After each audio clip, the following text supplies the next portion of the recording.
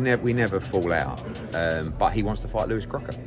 You know, they look at that as an opportunity to unify the division against another world champion. That they like the fight. So Bill flew to Stockton to see me, and when I saw him, I said, "Hi Bill." I said, "You're going to ask me you want to fight Lewis Crocker?" "Oh no, I just wanted to see you." I was like, "Bill, cut the crap, mate." So listen, if there's a deal to be made for that fight, we're not against it. We've also had since then 3 or 4 approaches from big names asking to fight Lewis Crocker. So he's in a great position, and he will fight in March or April of 2026. Wake you up. I just spoke to Eddie Hearn, and his words were that Devin is just not good to watch. He had his eyes wide open, and let me ask you this. What champions does Eddie have? Bill Haney, never one to bite his tongue, is leaving no doubt about his intentions regarding Eddie Hearn. He has been vocal and direct that Eddie is actively sabotaging Devin Haney's career by blocking the Lewis Crocker fight to force a contract.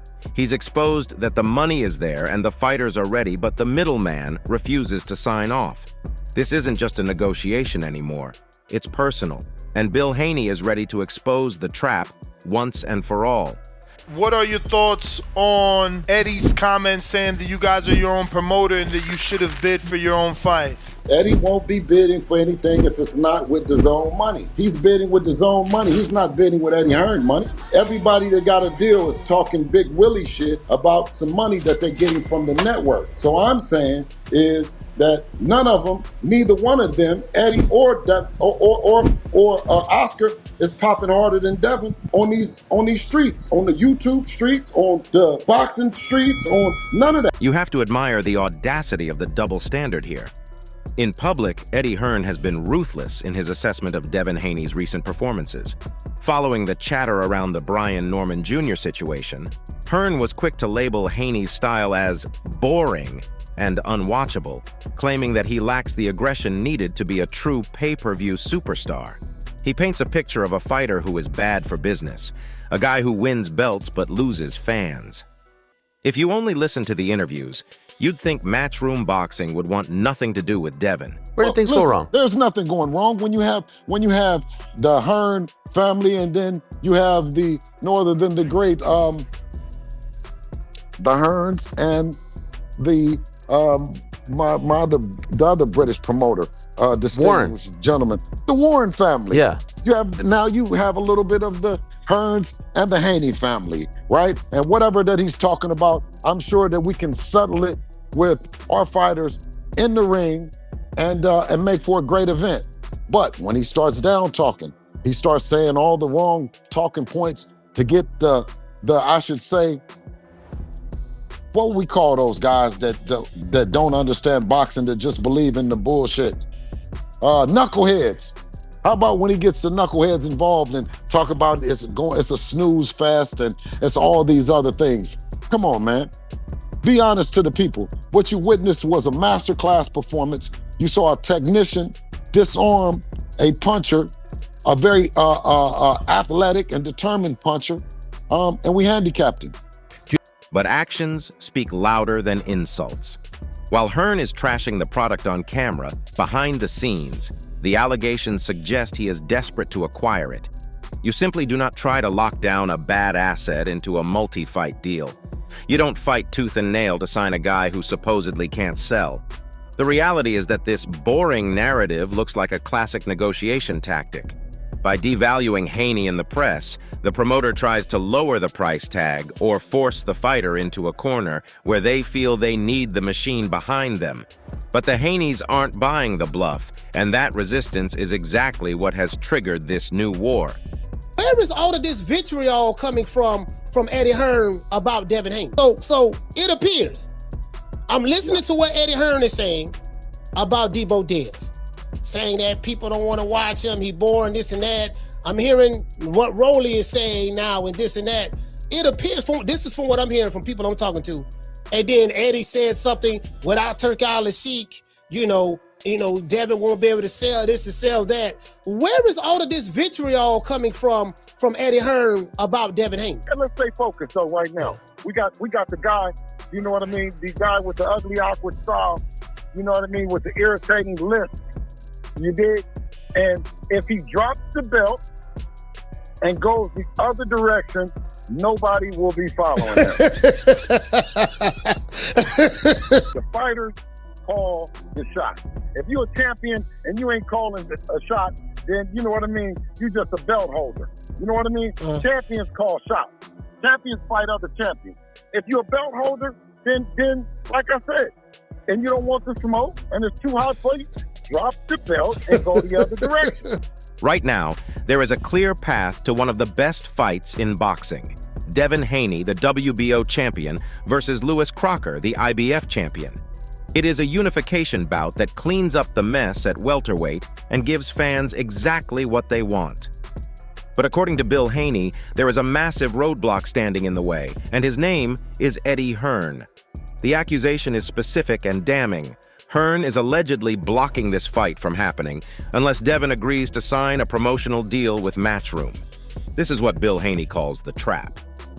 Lewis Crocker is a Matchroom fighter, meaning Hearn holds the keys to his career. By refusing to let Crocker step into the ring with Haney unless Haney also joins the stable, Hearn is effectively using the IBF belt as leverage. It's a power move that says, if you want to make history and unify the division, you have to do it on my payroll. It's a situation that leaves the fans suffering, denied a prime matchup because of boardroom politics and a demand for control that has nothing to do with what happens inside the ropes. So you got a chance to sit next to Bill. Y'all back buddies again? Or? He's only buddy when he wants something. So, you know, he wants to fight Lewis Crocker, our welterweight world champion. It's a unification fight. So we'll see. We're not against the idea. All right. But we got plans for this. Sorry. Just quick thoughts on the turnout in Stockton. Do you think this could be the start of more boxing in Northern California? About 4,000 in there tonight. I mean, I expected a little bit more, if I'm honest. There was a show the same night, apparently, which was, you know, I think it was 1,000 people. So, but we're learning all the time. It was a great atmosphere. I thought the Flores Cordina fight was tremendous. There's a lot of good action on the undercard as well. You know, I think it's quite unusual to see a card as stacked as that in Stockton. And by the way, I hope they support Gabe Flores. He's a tough kid. He showed a lot of heart tonight. He's a young man. He's a good fighter. Eddie, would you consider going back to the Chase Center? Because you guys did some great numbers. Yeah, I mean, look, that was fantastic with Devin. We did a huge crowd there. We'd love to go back. You just need to find the right fighter. To understand why this feud has gotten so personal, you have to follow the money. The landscape of boxing has shifted dramatically with the entrance of Saudi advisor Turki Al Sheikh. Reports indicate that Devin Haney has secured a staggering 3-fight deal worth $36 million directly with the Saudi entities. That is $12 million per fight, guaranteed. This is face of boxing money, and crucially, it was negotiated without a traditional promoter taking a massive cut off the top. This is where the middleman accusations come from. Bill Haney has been vocal that Eddie Hearn is bitter because he has been cut out of the loop. In the old model, the promoter controlled the budget and the fighter got what was left. Now, fighters like Haney are going straight to the source of the capital. Bill claims that Hearn is acting like a hater, not because of Devin's boxing style, but because Devin has proven he doesn't need Matchroom to secure 8-figure paydays. When a fighter realizes they can make $12 million flat without signing their life away to a promoter, the promoter becomes obsolete. And for a guy like Eddie, that is a terrifying precedent to set.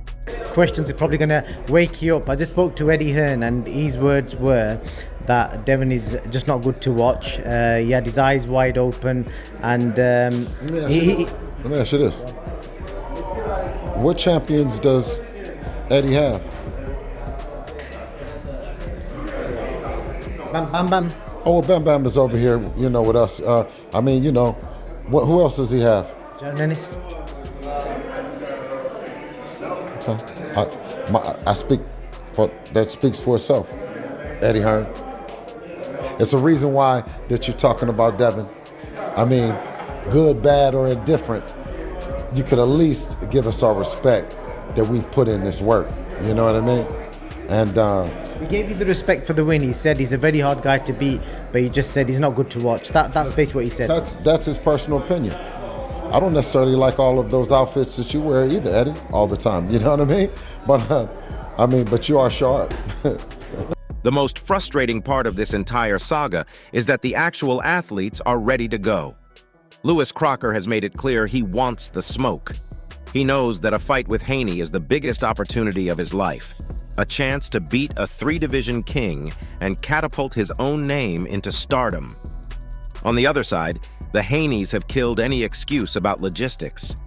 Bill Haney is on record saying, "The earth is our turf," confirming they are willing to fly Devin to the UK to make this fight happen on Crocker's home soil.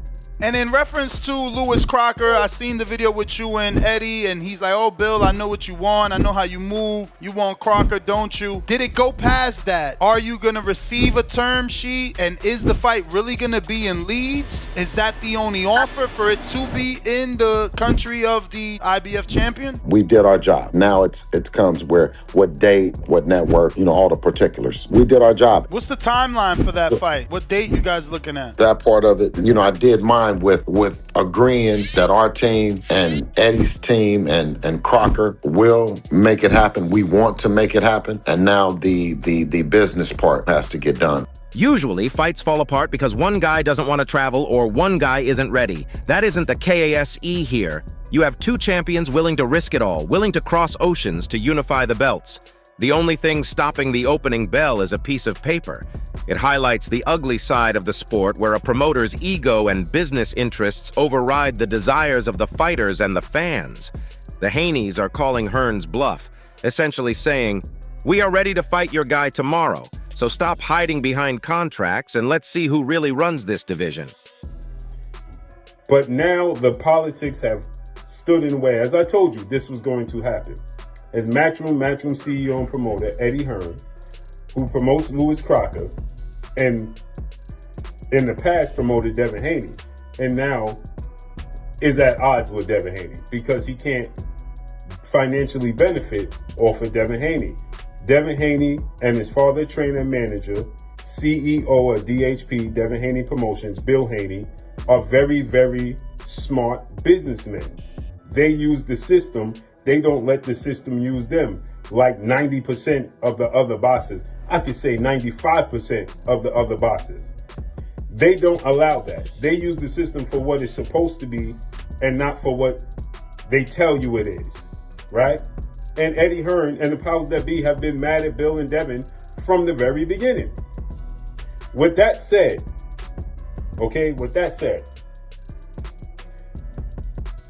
they're trying to fight Lewis Crocker.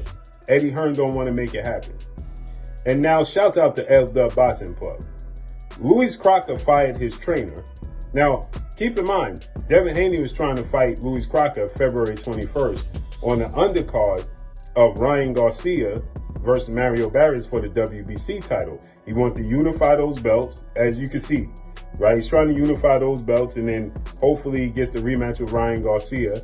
And Ryan Garcia beats Mario Barrios, he has the WBC, then they have the massive rematch for a unification bout. If this situation feels familiar, it's because we have seen this movie before. Years ago, Eddie Hearn used similar language about Terrence Bud Crawford. He claimed Crawford wasn't marketable, that he was too expensive, and that the business didn't make sense. He hesitated to sign him when he had the chance. Fast forward to today, and Crawford is arguably the #1 fighter on the planet, selling out arenas and standing as the biggest trend in the sport. If Crawford is a free agent and available, absolutely. I mean, you gotta love Bob Arum because he's so brutally honest. And I feel a bit for him because he's having to pay Crawford a load of money, and they haven't turned Crawford into the star that he should be and he needs to be for that kind of money. So you've either got to make him a star or you've got to pay up the money, but you've got to get him in the real fights. I mean, I think Crawford against Spence, it just has to happen. Haney against Linares, good fight. Florian Marku will change your game. Madrimov will be out early next year. When is Katie Taylor back? She looks in great shape. I thought that was one of the best performances so far from Katie Taylor. She looked revived, she looked fresh, she looked fit, she just full of energy. Listen, she'd fight next weekend, Katie Taylor. The Haneys believe Hearn is suffering from PTSD, post-traumatic signing disorder. He knows he fumbled the bag with Crawford, and he sees the exact same trajectory happening with Devin Haney. He sees a highly skilled, dominant American fighter who is getting better with every camp. Hearn knows that if he lets Haney slip through his fingers now, he might be watching from the sidelines as Devin rules the sport for the next 5 years. The boring insults are a defense mechanism. The desperate attempt to trap him in a contract is the reality. He is terrified of making the Crawford mistake twice. Bill Haney has never been one to bite his tongue, but his reaction to this blockade has been absolutely scorched earth. He isn't just calling Hearn a bad negotiator, he is labeling him the distraction and a failed promoter. Bill's rant went viral because it exposed the raw frustration of a camp that feels they are being sabotaged. He pointed out the hypocrisy of Hearn praising Canelo Alvarez to the moon, even when Canelo wasn't signed to him, while treating Devin like an enemy just because Devin wants independence. If Turkey ain't gonna bankroll a Devin Haney fight with Lewis Crocker, then who's gonna do it? You basically have Eddie Hearn saying, I'm not doing it. What Devin is pretty much gonna ask for, and then Lewis Crocker to be in the unification, what he's gonna want his highest purse, right? I'm unifying for my title.